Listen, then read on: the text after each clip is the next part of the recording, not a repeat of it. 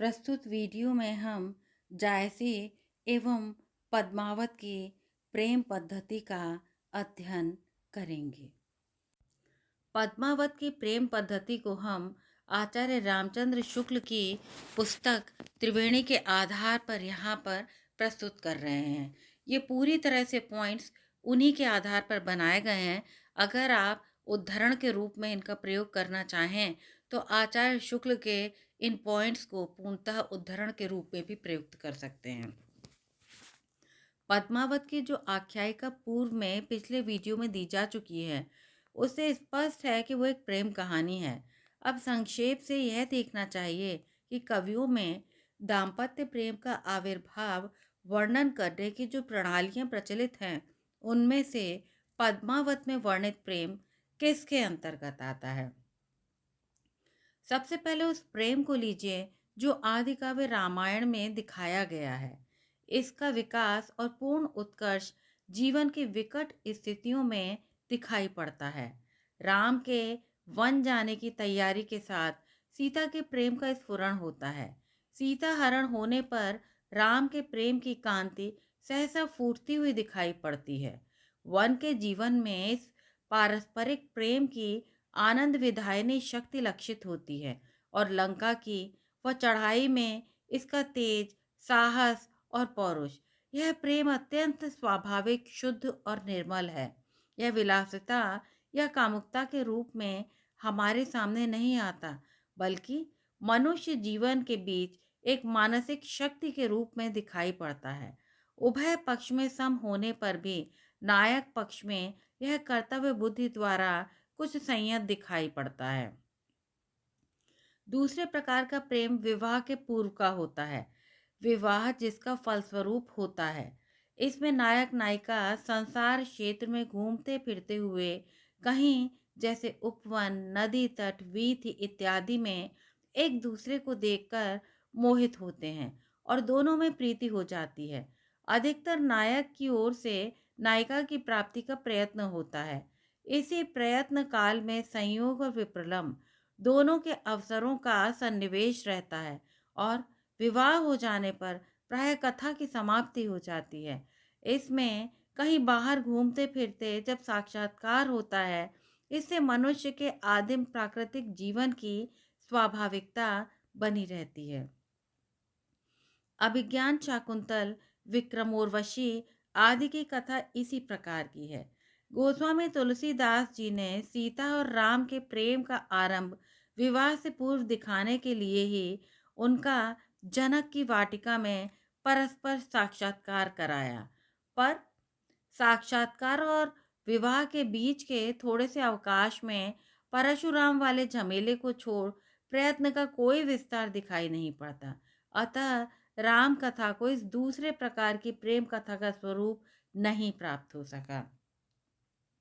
तीसरे प्रकार के प्रेम का उदय प्राय राजाओं के अंतःपुर, उद्यान आदि के भोग विलास या रंग रहस्य के रूप में दिखाया जाता है, जिसमें सपत्नियों के द्वेष, विदूषक आदि के हास फरियास और राजाओं की स्त्रैणता आदि का दृश्य होता है।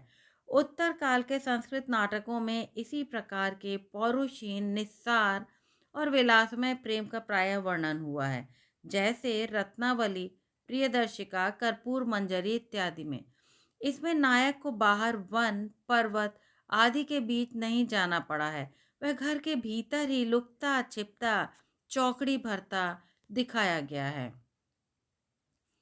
चौथे प्रकार का वह प्रेम है जो गुण, श्रवण, चित्र दर्शन, स्वप्न दर्शन आदि से बैठे बिठाए उत्पन्न होता है और नायिका और नायक को संयोग के लिए प्रयत्नवान करता है।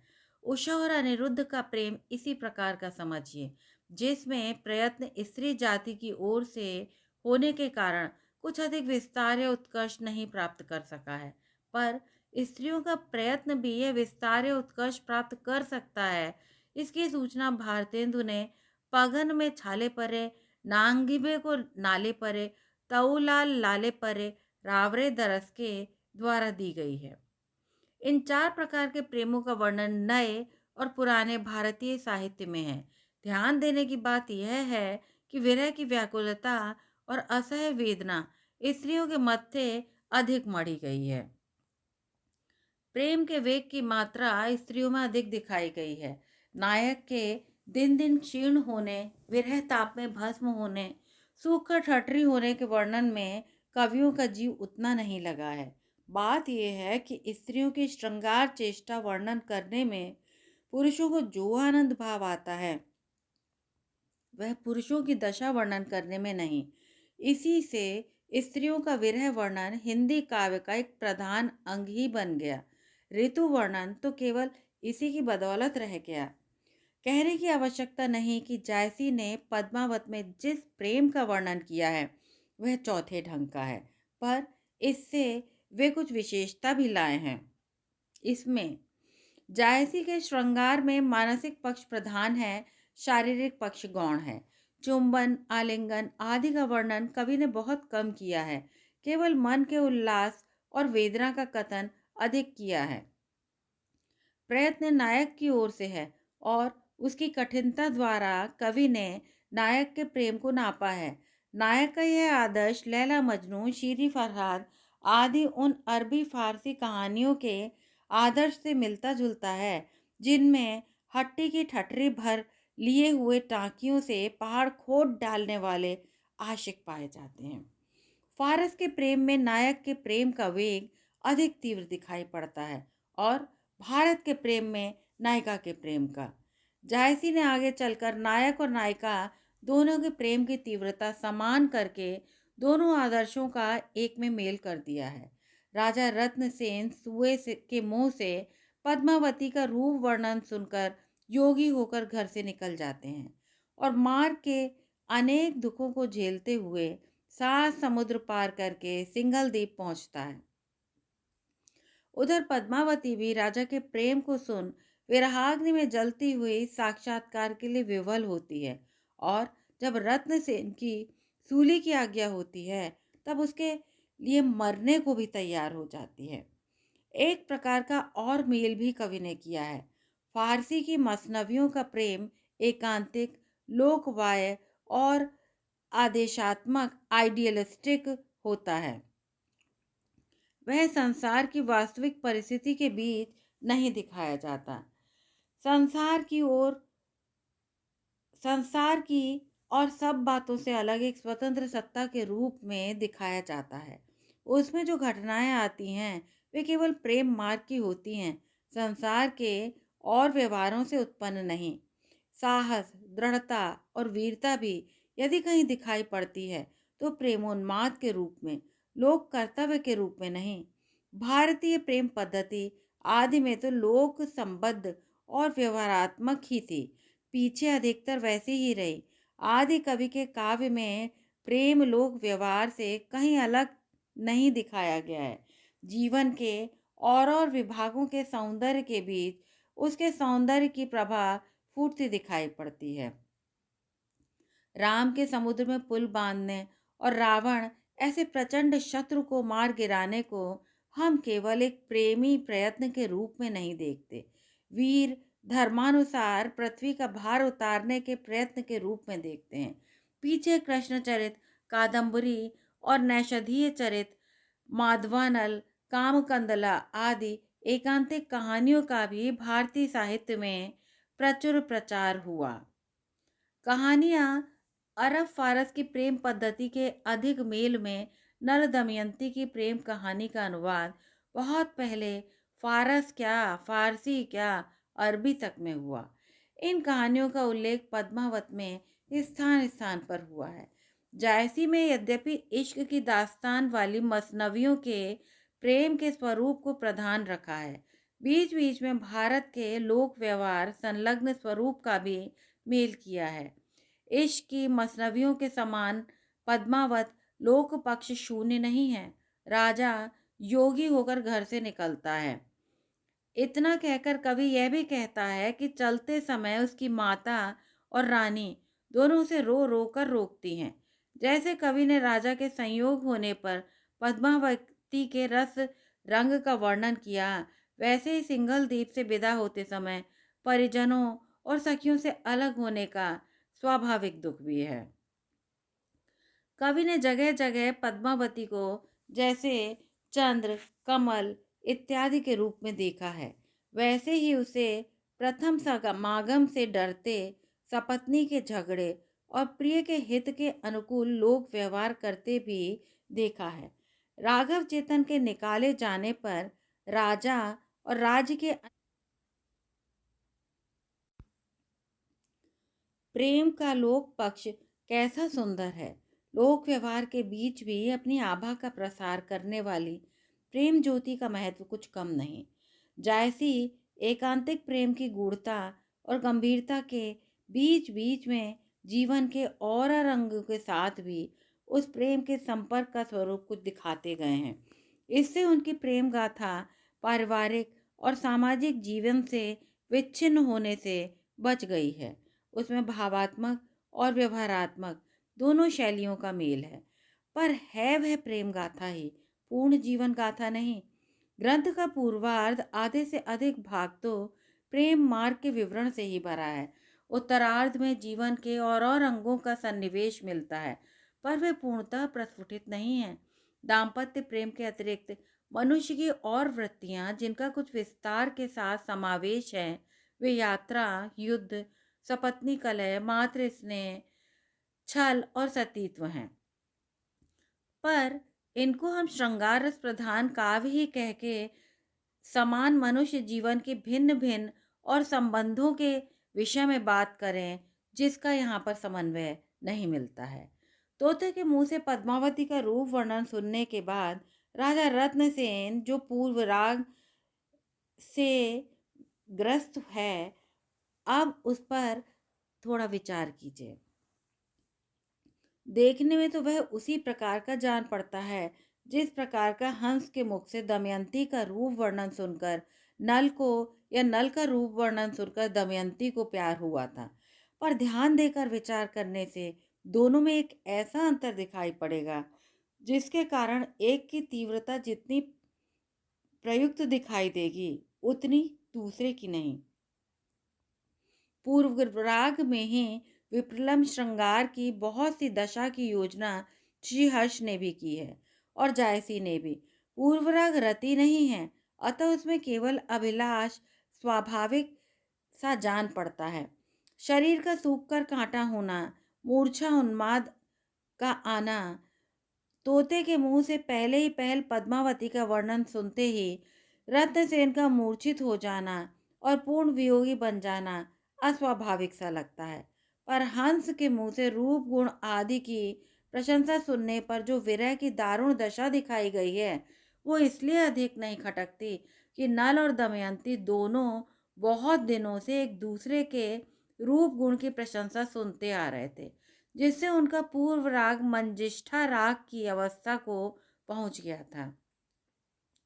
जब तक पूर्व राग आगे चलकर पूर्ण रति या प्रेम के रूप में परिणत नहीं होता, तब तक उसे हम चित्त की कोई उदात्त वृत्ति नहीं कह सकते। हमारी समझ में तो दूसरे के द्वारा, चाहे वो चिड़िया हो या आदमी, किसी पुरुष या स्त्री के रूप गुण आदि को सुनकर चट उसकी प्राप्ति की इच्छा उत्पन्न करने वाला भाव लोभ मात्र कहला सकता है, परिपुष्ट प्रेम नहीं। लोभ और प्रेम के लक्ष्य में सामान्य और विशेष का ही अंतर समझा जाता है।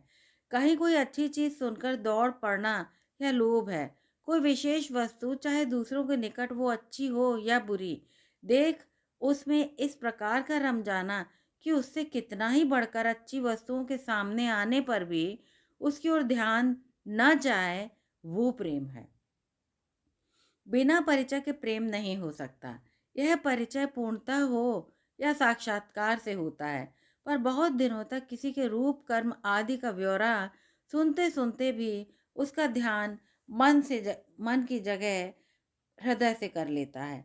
किसी के रूप गुण की प्रशंसा सुनते ही एक बारगी में प्रेम उत्पन्न हो जाना स्वाभाविक नहीं जान पड़ता। प्रेम दूसरों की आंखों नहीं देखता, अपनी आंखों से देखता है। अतः राजा रत्नसेन तोते के मुंह से पद्मावती का अलौकिक रूप वर्णन सुनकर जिस भाव की प्रेरणा से निकल पड़ता है, वह पहले रूप लोभी ही कहा जा सकता है। इस दृष्टि से देखने पर कवि जो उस प्रयत्न को तप का स्वरूप देता हुआ आत्मत्याग और विरह विह्वलता का विस्तृत वर्णन करता है, वो एक नकल सी मालूम होती है। प्रेम लक्षण उसी समय दिखाई पड़ता है जब वह शिव उस मंदिर में, वो शिव मंदिर जो था, पद्मावती की झलक देखते ही राजा बेसुध हो जाता है। इसकी पूर्णता उस समय प्रस्फुटित होती है जब पार्वती अप्सरा का रूप धारण करके उसके सामने आती हैं और वह उनके रूप की ओर ध्यान न देकर कहता है कि भले ही रंग अछरी तुर राता, मोही दूसर सो भाव न पाता। उक्त कथन से रूप लोभ की व्यंजना नहीं होती, प्रेम की व्यंजना होती है। प्रेम दूसरा रूप चाहता ही नहीं, चाहे वह पात्र के रूप से कितना ही बढ़कर हो। लैला बहुत कुछ खूबसूरत न थी, मजनू उसी पर मरता था। यही विशिष्टता और एक निष्ठता प्रेम है। पर इस विशिष्टता के लिए एक निर्दिष्ट भावना चाहिए जो एक तोते के वर्णन मात्र से नहीं प्राप्त हो सकती। भावना को निर्दिष्ट करने के लिए मन तत्व से अभिज्ञ कवि पूर्व राग के बीच चित्र दर्शन की योजना करते हैं, पर यह रूप भावना पूर्ण रूप से निर्दिष्ट साक्षात्कार द्वारा ही होती है। शिव मंदिर में पद्मावती की झलक जब राजा ने देखी, तभी उसकी भावना निर्दिष्ट हुई। मंदिर में उस साक्षात्कार के पूर्व राजा की भावना निर्दिष्ट नहीं कही जा सकती। मान लीजिए कि सिंघल के तट पर उतरते ही वही अप्सरा आकर कहती, मैं ही पद्मा प्रेमवती हूँ, और तोता भी सकारात्मकता से कहता, तो रत्नसेन उसे स्वीकार ही कर लेता। ऐसी अवस्था में उसके प्रेम का लक्ष्य निर्दिष्ट कैसे कहा जा सकता है, जैसा कि यहाँ पर वर्णन किया है।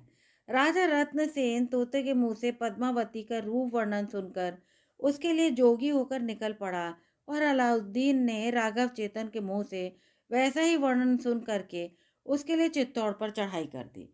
क्यों? एक प्रेमी के रूप में दिखाई पड़ता है और दूसरा रूप लोभी लंपट के रूप में। प्रश्न ये है, अलाउद्दीन के विपक्ष में दो बातें ठहरती हैं, पद्मावती का दूसरे की विवाहिता स्त्री होना और अलाउद्दीन का उग्र प्रयत्न करना। ये दोनों ही प्रकार के अनौचित्य अलाउद्दीन की चाह को प्रेम स्वरूप प्राप्त नहीं होने देते। यदि यह अनौचित्य का विचार छोड़ भी दें तो रूप वर्णन सुनते ही तत्काल दोनों के हृदय में जो चाह उत्पन्न हुई वो एक दूसरे से भिन्न नहीं जान पड़ती। रत्नसेन के पूर्व राग के वर्णन में जो यह अस्वाभाविकता आई है, इसका कारण है लौकिक प्रेम और ईश्वर प्रेम दोनों का एक साथ व्यंजित करने का प्रयत्न। शिष्य जिस प्रकार गुरु परोक्ष ईश्वर के स्वरूप का कुछ आभास पाकर प्रेममग्न होता, उसी प्रकार रत्नसेन तोते के मुंह से पद्मनी का रूप वर्णन सुनकर बेसुध हो जाता है। ऐसी ही अलौकिकता पद्मनी के पक्ष में भी कवि ने दिखाई है। राजा रत्नसेन के सिंघल पहुंचते ही कवि ने पद्मावती की बेचैनी का वर्णन किया है।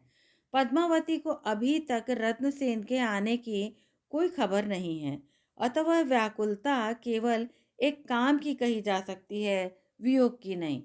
बाह्य या आभ्यंतर संयोग के पीछे ही वियोग दशा संभव है। यद्यपि आचार्यों ने वियोग दशा को काम दशा ही कहा है, पर दोनों में अंतर है। समागम के सामान्य अभाव का दुख काम वेदना है और विशेष व्यक्ति के समागम अभाव का वियोग है, बिल्कुल स्पष्ट किया गया है। जायसी के वियोग वर्णन में दोनों का मिश्रण है। रत्नसेन का नाम तक सुनने के पहले वियोग की व्याकुलता कैसे हुई, इसका समाधान कवि के पास यदि कुछ है तो रत्नसेन के योग का अलक्ष्य प्रभाव। पद्मावती तेहि जोग संजोगा, परि प्रेम बस गहे भी होगा। साधनात्मक रहस्यवाद योग जिस प्रकार अज्ञात ईश्वर के प्रति होता है, उसी प्रकार सूफियों का प्रेम योग भी अज्ञात के प्रति ही होता है। जब कोई व्यक्ति निर्दिष्ट ही नहीं, तब कहाँ का प्रेम और कहाँ का वियोग? उस काम दशा में पद्मावती को धाय समझा ही रही है कि हीरा मनसूहा आकर राजा रत्नसेन के रूप गुण का वर्णन करता है और पद्मावती उसकी प्रेम व्यथा और तप को सुनकर दयाद्र और पूर्व राग युक्त होती है। पूर्व राग का आरंभ पद्मावती में वहीं से समझना चाहिए। अतः इसके पहले योग की दुहाई देकर वियोग का नाम लेना भी ठीक नहीं जचता। विवाह हो जाने के पीछे पद्मावती का प्रेम दो अवसरों पर अपना बल दिखाता है। एक तो उस समय जब राजा रत्नसेन के दिल्ली में बंद हो जाने का समाचार मिलता है, बंदी होने का समाचार प्राप्त होता है, और फिर उस समय जब राजा युद्ध में मारा जाता है। ये दोनों अवसर विपत्ति के हैं। साधारण दृष्टि से एक में आशा के लिए स्थान है और दूसरे में नहीं, पर सच्चे पहुंचे हुए प्रेमी के समान प्रथम स्थिति में तो पद्मावती संसार की ओर दृष्टि रखती हुई विह्वल और क्षुब्ध दिखाई पड़ती है, और दूसरी स्थिति में दूसरे लोक की ओर दृष्टि फेरे हुए पूर्ण आनंदमयी और प्रशांत। राजा के बंदी होने का समाचार पाने पर रानी के विरह विह्वल हृदय में उद्योग और साहस का उदय होता है। वह गोरा और बादल के पास आप दौड़ी जाती है और रो रो कर उनसे अपने पति के उद्धार की प्रार्थना करती है। राजा रत्नसेन के मरने पर रोना धोना नहीं सुनाई देता। नागमती और पद्मावती दोनों श्रृंगार करके प्रिय से उस लोक में मिलने के लिए तैयार होती हैं। यह दृश्य हिंदू स्त्री के जीवन दीपक की अत्यंत उज्जवल और दिव्य प्रभा है, जो निर्वाण के पूर्व दिखाई पड़ती है। राजा के बंदी होने पर जिस प्रकार कवि ने पद्मावती के प्रेम प्रसूत साहस का दृश्य दिखाया है, उसी प्रकार सतीत्व की दृढ़ता का भी। पर यह कहना पड़ता है कि कवि ने जो कसौटी तैयार की है वो इतने बड़े प्रेम के उपयुक्त नहीं हुई। कुंभलनेर का राजा देवपाल रूप गुण ऐश्वर्य पराक्रम प्रतिष्ठा किसी में भी रत्नसेन की बराबरी का न था। अतः उसका दूती भेजकर पद्मावती को बहकाने का प्रयत्न गड़ा हुआ खंबा ढकेलने का बाल प्रयत्न सा लगता है। इस घटना के सन्निवेश से पद्मावती के सतीत्व की उज्जवल कांति में और अधिक ओप चढ़ती दिखाई नहीं देती। यदि वह दूती दिल्ली के बादशाह की होती और दिल्लीश्वर की सारी शक्ति और विभूति का लोभ दिखाती, तो अलबत्ता ये घटना किसी हद तक इतने बड़े प्रेम की परीक्षा का पद प्राप्त कर सकती थी।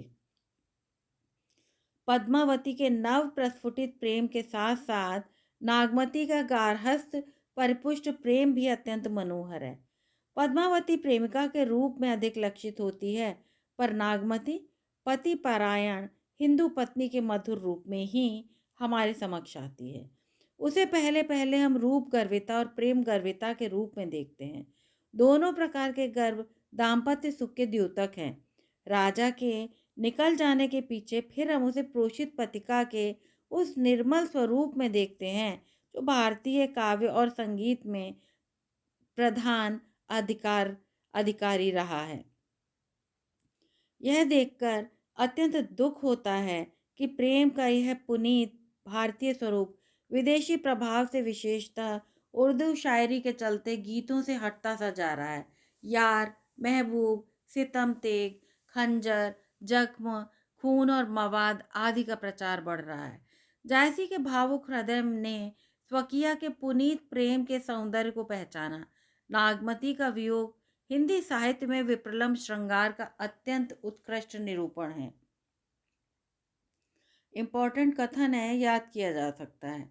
पुरुषों के बहुविवाद की प्रथा से लेकर उत्पन्न प्रेम मार्ग की व्यावहारिक जटिलता को जिस दार्शनिक ढंग से कवि ने सुलझाया है, वो ध्यान देने योग्य है। नागमती और पद्मावती को झगड़ते सुनकर दक्षिण नायक राजा रत्नसेन दोनों को समझाता है। एक बार जे पियमन बूझा, सो दूसर सो काहे का जूझा। ऐसे ज्ञान मन जान न कोई, कबहू रात कबहू दिन होई। धूप छां दोनों एक रंगा, दोनों मिले रहे एक संगा। बूझव छाणहु बूझऊ दो, सेव करो सेवा फल हो। कवि के अनुसार जिस प्रकार करोड़ों मनुष्यों का उपास्य एक ईश्वर होता है, उसी प्रकार कई स्त्रियों का उपास्य एक पुरुष भी हो सकता है। पुरुष की यह विशेषता उसकी सबलता और उच्च स्थिति की भावना के कारण है, जो बहुत प्राचीन काल से बद्ध मूल है। इस भावना के अनुरूप पुरुष स्त्री के प्रेम का ही अधिकारी नहीं है, पूज्य भाव का भी अधिकारी है। ऊपर की चौपाइयों में पति पत्नी के पारस्परिक प्रेम संबंध की बात बताकर सेवक सेव्य भाव पर जोर दिया गया है। इसी प्रकार की युक्तियों, पुरानी रीतियों का समर्थन प्रायः किया जाता है। हिंदुओं और मुसलमानों दोनों में कई स्त्रियों से विवाह करने की रीति बराबर से है। अतः एक प्रेम गाथा के भीतर भी जायसी ने उसका सन्निवेश करके बड़े कौशल से उसके द्वारा मत संबंधी विवाद शांति का उपदेश निकाला है। आचार्य शुक्ल की पुस्तक त्रिवेणी से यह पॉइंट्स उद्धृत हैं। धन्यवाद। प्रोफेसर शर्मिला सक्सेना।